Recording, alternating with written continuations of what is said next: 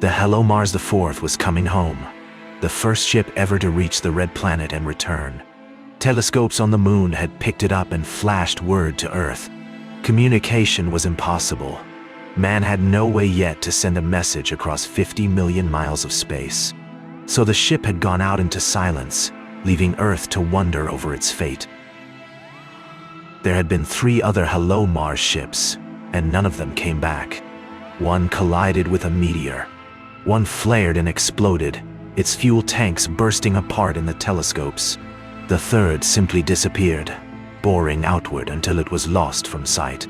Men still wondered, years later, what had happened to it.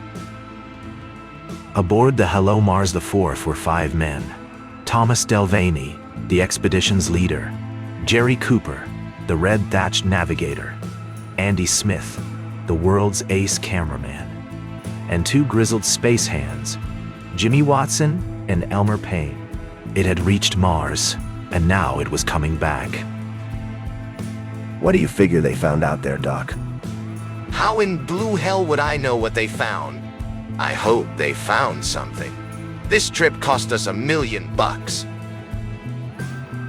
Doc, give us something. Sure. What do you care? You can always say we misquoted you. It wouldn't be the first time. Why don't you get the mayor to say something, boys? The mayor is always ready to say something. Have you any idea why they haven't radioed us? They've been in sending distance for several hours now. Maybe they broke the radio. But there were little lines of worry on his face. If the radio had been broken, it could have been repaired. 6 hours ago, the ship had entered atmosphere. Word of its approach had brought spectators to the field in ever-increasing throngs, jamming the highways for miles. Perspiring police cordons struggled to keep the field clear. Women fainted in the heat. Ambulance sirens sounded. We can send spaceships to Mars, but we don't know how to handle crowds. His words were blotted out by a mounting roar, the ear-splitting explosion of rocket tubes. The Hello Mars IV shimmered like a streak of silver light over the field, then vanished into the distance, glowing red as its forward tubes shot flame. Cooper sure is giving her everything he has. He'll melt her down using the tubes like that.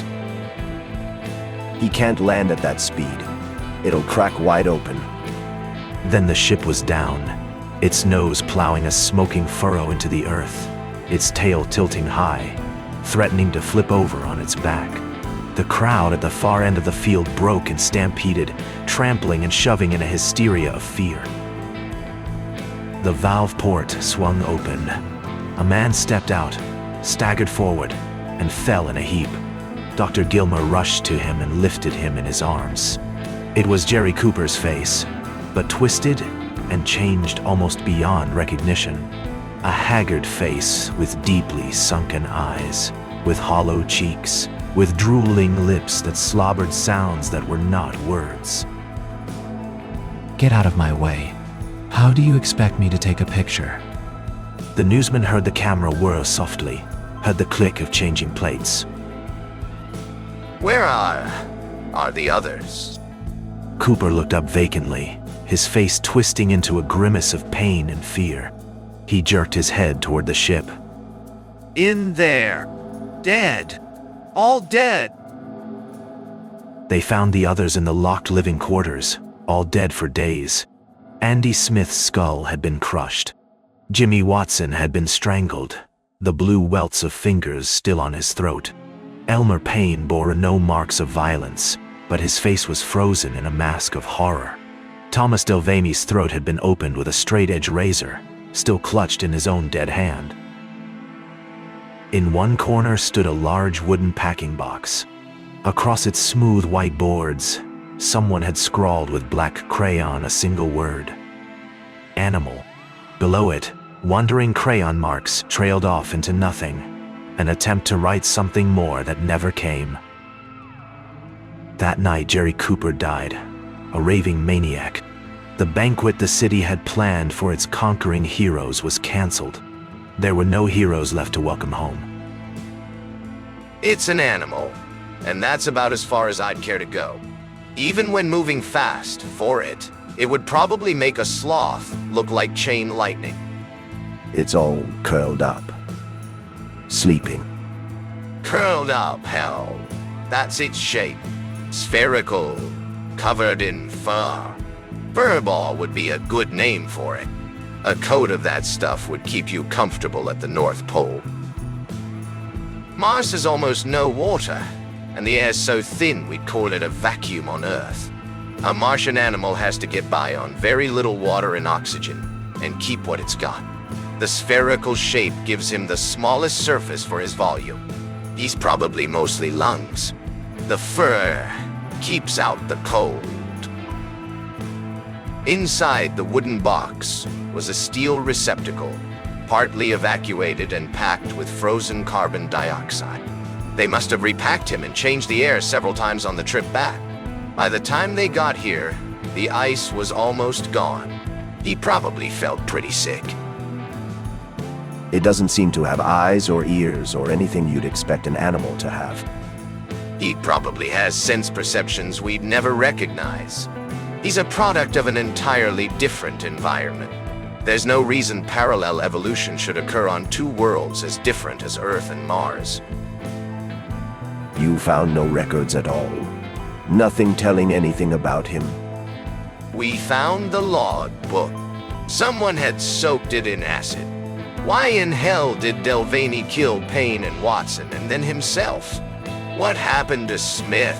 Why did Cooper die screaming like something had him by the throat? Who scrawled that word on the box and couldn't write more? Them cats have been acting mighty uneasy, like there was something on their minds. They don't hardly sleep at all, just prowl around. Cranky, fighting among themselves. I had to woke Nero the other day, and he made a pass right back at me. Me, who's took care of him since he was a cub. Susan died this morning, just keeled over. Looks like Nero might be thinking of coming over here after you.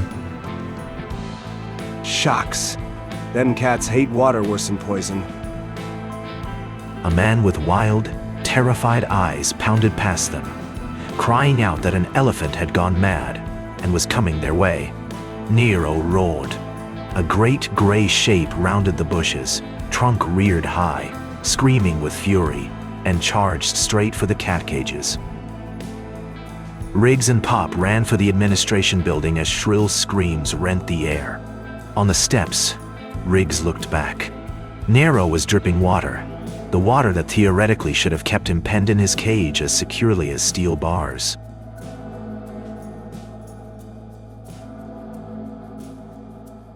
The polar bears had fought a bloody battle. 2 dead, 2 dying.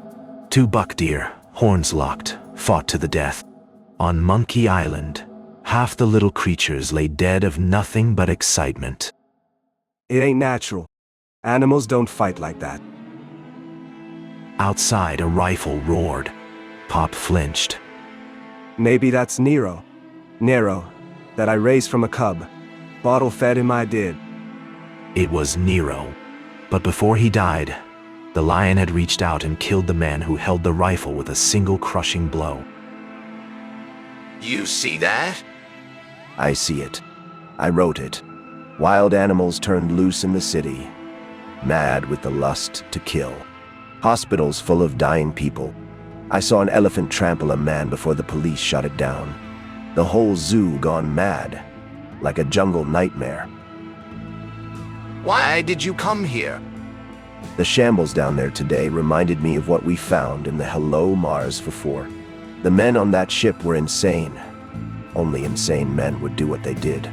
Cooper died a maniac. How he held onto his reason long enough to land the ship, I'll never know. You figured those animals were insane today? So you up and suspicion the Martian animal. Just how in blue hell could that defenseless little furball make men and animals go insane? Don't act that way, Doc. You broke a poker date to stay here tonight. You had 2 tanks of carbon monoxide sent up. You borrowed equipment from the sound laboratory. It all adds up to something. Better tell me. Tonight, I'm going to stage an execution. I feel badly about it, but it's probably an act of mercy. That's what the carbon monoxide is for. He'll never know what happened. Get drowsy, go to sleep, never wake up. It's the humane way.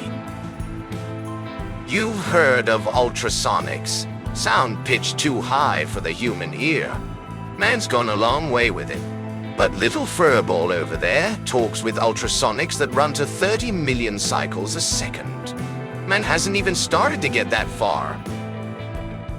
High-frequency sound can be directed in narrow beams like light, but only in a dense medium.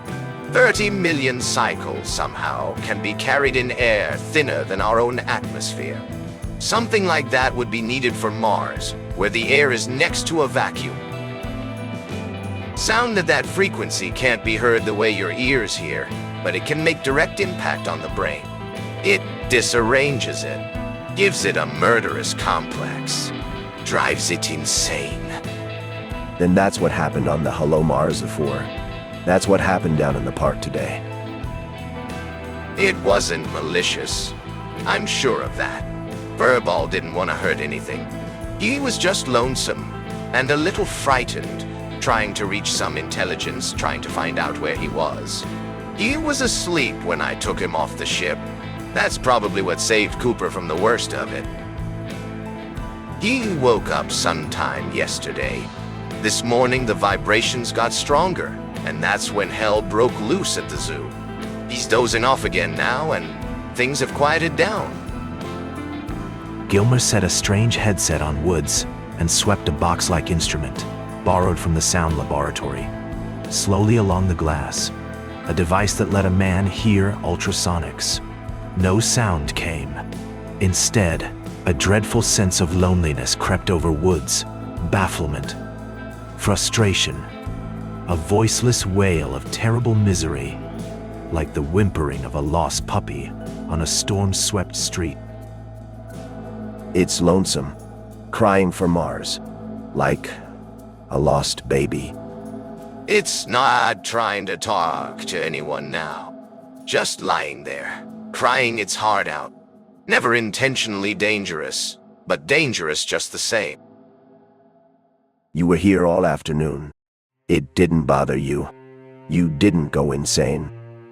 Back on the ship, it found the human brain couldn't understand it, recognized us as alien. So it quit wasting time on us and tried the brains of monkeys and elephants and lions instead, hoping to find some intelligence that could tell it where it was. Maybe he's just as human as we are. Maybe he's what's left of a great race that once ruled Mars. He flung the mangled cigar savagely to the floor. Hell, what's the use of speculating?